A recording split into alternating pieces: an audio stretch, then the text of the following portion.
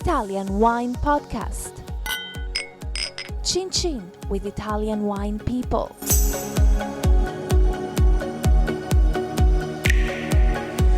Hello, this is the Italian Wine Podcast with me, Monty Waldin.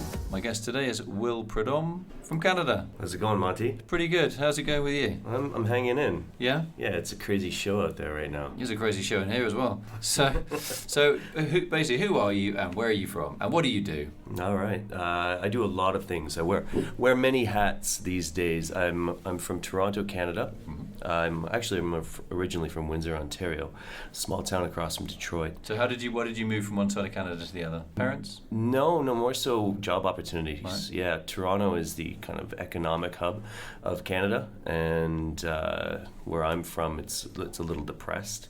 So it was a matter of just necessity, and then I happened to get in right at the right time, frankly. So when you say get into what? I mean, wine or? Wine, career, life, all that fun stuff. I moved there when I was 26. I took a sommelier job with one of the best. How would I put my arms down? Yeah, you can't. Oh, I'm moving the table. Yeah, That's why. yeah. Oh, You're a big lad. Yeah, You're a strong guy. You know, your muscles are bigger than my thighs. Oh, so, yeah. Yeah. I don't know how to take that. No, nor do I. Okay, can we start that question again? Good. So how did you get into wine? Okay, I started in Western Canada. I worked for Fairmont Hotels and discovered the career path of sommelier in the early 2000s, and it wasn't very popular at the time.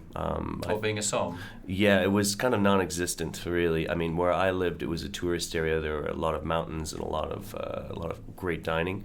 So I discovered the path and decided to follow it because it hit on a number of interests of mine, such as geology, geography, history, food and wine, there's culture, and I'd recently returned from Europe, where actually I discovered wine cerebrally in Italy, and I'll talk about that in a little bit, perhaps. But the career path was something that wasn't being done by many people. I thought it was very interesting for myself. I was kind of lost at the time, so I decided to pursue it, and got pretty good at it.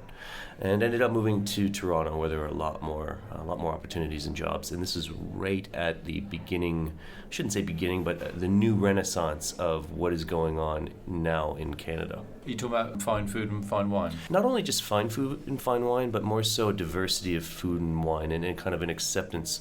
One thing from being in a colony or growing up in a colony of England essentially and France. I was getting there. Don't worry. Leave them out. Well, hence the last name, right? I'm a direct descendant. But that being said, we have an amalgamation of cultures in Canada. It is truly a melting pot. We don't really have a very strong, distinctive Canadian cuisine. We do have native cuisine based on bannock and smoked fish and really great stuff, but that's not really that pervasive in our culture.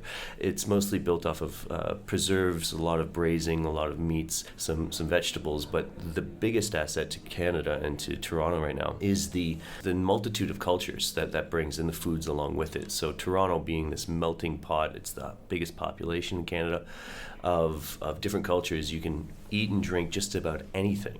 And our culture has also started to evolve from the dining side of things, from being very kind of reserved, Victorian, to with a couple little blips of real integrity and interest, to this extremely diverse and exponentially growing wine and food culture. So Canada, you're saying, is moving from slightly sort of conservative. I'm saying that they have moved, yeah, absolutely. So in terms of opportunities for somms, yes, obviously it keeps you on your toes because the range of potential matches with any particular wine is growing because of all these diverse food cultures that you're talking about. How do you keep all this stuff in your head? I don't know. I mean, it's been years of practical application.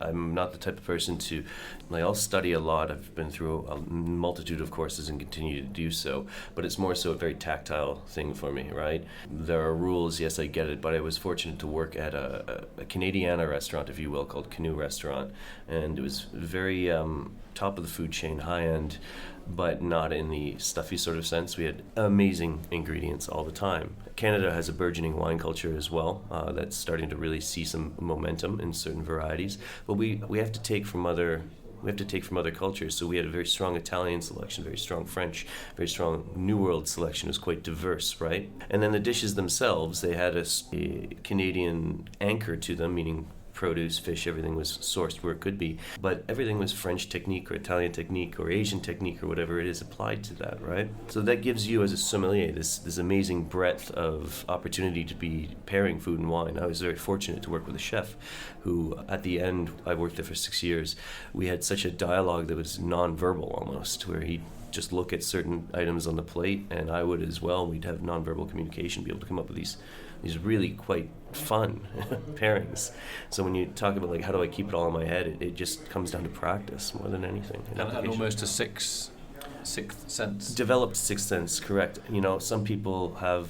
I'm very fortunate that I've been able to tone my palate, really get to understand a lot of the cultural foods out there. It takes time to develop and hone that, right? And I was in a great environment for that. I still am, frankly, even though I haven't been in restaurants for about 4 years full time. So what's hot at the moment in Canada? Obviously you've got a monopoly system which complicates supply slightly, but what are the hot varietals coming out of Italy right now that Canadians are starting to love and get to know and appreciate? Well, we're fortunate in some ways, like not every province is monopoly based, and you can get what you want to get. You have to work with specific importers sometimes, but it's pretty fascinating. Right now it is so explosive. It's almost adolescent, like the culture there, where things are changing. You've got these bursts of energy. You don't know if you're coming or you're going. So right now we've got a very strong vin nature movement, right? Natural wines? Yes, and I think it's still, I don't want to go down that rabbit hole, but that being said, I think it's starting to find some footing.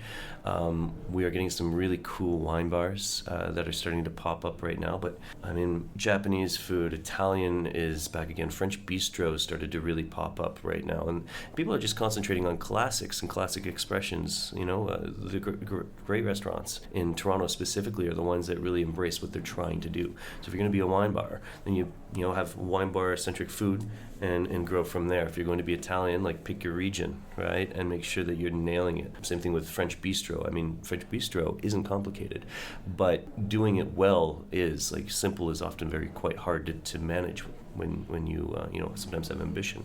So what makes that little extra difference in terms of getting it okay right and getting it really right? Really right is embracing exactly what it is, from design to quality of products to technique.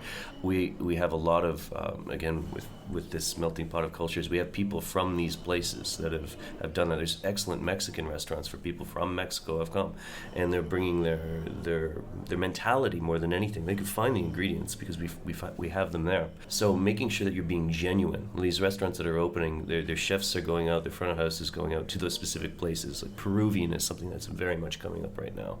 And instead of just saying, this is my version of Peruvian food, they're going down to Miraflores in Lima, and they're going to the best restaurants there. And I really appreciate that. I think they search for inspiration and often bring a lot of these individuals in and ensure that we're trying to do our best. Some of the best Italian food I've had ever has been in Toronto, if you can believe that, right? And I've been fortunate to come to Italy for the last 4 years at least 24 times, and we're not lacking for experimenting and trying, but we rival, right? And it's not because it's Canadians doing it, it's a lot of Italians just applying what they do. So what are your kind of I know it's again a very difficult question, but sort of go-to Italian wines that really are versatile? Just say that all of the wines in the restaurant cellar all sold out virtually, but there were 3 or 4 bottles left, and the menu was still, all the stuff on the menu was still available. What are those 3 or 4 wines that really are versatile, that can go with almost anything that comes? Italian? Yeah. Difficult question, I know. It's I mean, like, I don't know if I would never look at Italy as being like one wine being catch-all for everything, right? You have this incredible diversity in Italy of varieties. I look at it like, okay, where am I going to go with the grape or the variety? As far as the nice thing about Italian wines, generally they go with food. Like, they've evolved that way, so they tend to have high acidities, varying levels of tannin, but there is a tannic structure to them. Timorasso is a white, that comes to mind immediately. It has great versatility. Probably one of the ones I'm most interested in is Verdicchio It's so understated. The region it comes from also is understated. The wines have this salinity. Again, it's not a catch-all, but man, does it ever go with, seafood, Adriatic food, a lot of vegetarian items, which is also huge coming up right now. And it's also, Verdicchio is also easily Italy's best value, And kept great secret. variety that is absolutely rock solid, top quality. I can't agree with The you more. Nebbiolo, Aglianico, Sangiovese for the reds. Verdicchio is like number one in terms of the white wine varieties, and it's basically dirt cheap. I agree with you 100%. I mean, I was blown away a few years ago at Collisione in Barolo. There was an amazing display of Verdicchios. Their whole consortio was there, and every single one had expression and depth, and they could age. And like you said, they're remarkably inexpensive. I don't want to wax poetic too much about it, because often when people hear that they're not expensive enough, they raise the price. Yeah, for sure. I don't know if they'll have that issue so much because of the oceans of Fasi Battaglia that's being exported might keep those prices down. But as far as reds, Sangiovese is one that comes to mind. I'm finding more and more interest in. But I've always been a Nebbiolo kind of person. Doesn't go with everything though. Yeah. To your question, right? I mean, those tannins. But as far as beauty and elegance, we're finding lighter versions, which is really cool. I think like Langa is making some amazing Nebbiolo in a very inexpensive price point. Compared to Barolo, yeah. Just And down the compared road, to 10 years ago, 5 years ago even, where they were kind of like the lesser, now those are kind of coming on board, which I think is cool. So, I mean, how do you see Canada evolving in terms of food and wine in general, in terms of either what people spend or food styles or food and wine matching styles? Is it just a slow evolution, or are there sort of spikes of activity and then things calm down, or little trends that suddenly burst out of nowhere? You're saying the Vin Nature, the natural wine movement is really taking hold? It is with a certain specific demographic. I'm critical, not in a negative way, but I'm just critical because I'm critical about wine in general.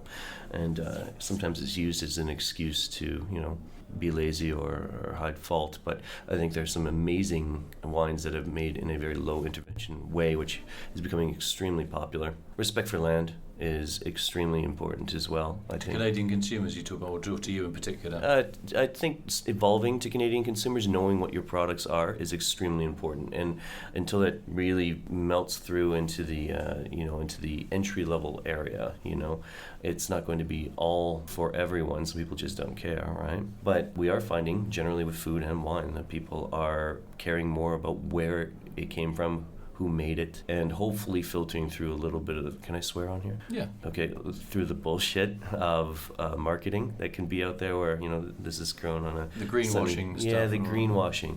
Exactly. I think we're moving into, especially in Canada, perhaps more of a phase of critical awareness, especially with the way social media is being portrayed, but, we don't know yet. That's wishful thinking, I think, a little bit. Yeah, I think it's kind of harder for bigger companies particularly to pretend to be something that they're not. Mm-hmm. When you get smaller ones as well, let's be clear that play the green card or environmental, this sort of stuff, but it is much easier to get found out, which is probably in some ways a good thing, in some ways probably slightly negative, but overall it does keep people on their toes. Final question about, obviously your job is about communication, sometimes under very high pressure circumstances, with people that may be a bit antsy, they're waiting for their dinner, and how do you buy time as a somm to think and say, hang on, these couple are having two completely different dishes, I've got to find a wine for them. How do you buy time?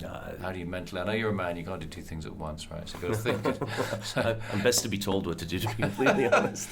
That's a smart way to go about it. That's actually fairly easy. I mean, you lean back to hospitality in general, right? Like if you're not hospitable, first of all, if you're a sommelier, you need to be aware that you are in the hospitality industry. That you're friendly and you're just aware. You're aware. You're a people. You should be a people person, right? We don't need, as a sommelier, personally. Like I don't think having the know-it-all expressing what they know to you. It's few and far between these days, anyway, right? But just be hospitable. In those instances, taking the time, have the discussion. Normally it's always I have people tell me what they want, and whether they know that they're telling me or not, right? And it's as simple as, what do you like? I could do the pairing, but I'm not so anal about that. It's more important that it works with their preferences, because that's going to enhance their experience. Yeah, their mood on the evening. For sure, yeah. You have someone who doesn't go out to eat too much. I'm not going to regale them with like the most interesting wine in the world they've never heard of when they don't drink about it. They're just looking for a really great experience and value for dollar. And you can do that by learning a bit about their knowledge, just asking, hey, what do you drink at home normally? And if it's, they're drinking, Massey Valpolicella or something like that, that's cool. I understand where you're at. I'm not going to bring you that Nebbiolo that I want to drink, right? I'm going to bring you something a little bit lighter, fruitier, or judge their personality. Hey, are you adventurous? And these conversations, they're just little exploratory things. And if I need to buy time, you bring out wine for them to try for free. Yeah. Like, what's 2 ounces of wine that, hey, I've got this while I think about that. Like, no one says, oh, forget it, right? This is a terrible experience. So yeah, more often than not, they'll take that one because they feel reassured. Yeah, right? It's a trust factor. These things, these days, everything is about trust. At least in my mind, it's got to be about trust. Trust is earned. You can advertise, you can sell all you want, but like in the end, these people need to know that you have their best interests in mind. And they're going out, they have expectations. You need to be able to find a way to meet or exceed those ones. But just by earning that kind of trust, where it's like, hey, I've always said, if you don't like it, I'll bring you something. I'll find another way to work with that wine. It's fine by me because there's 200 other people coming in.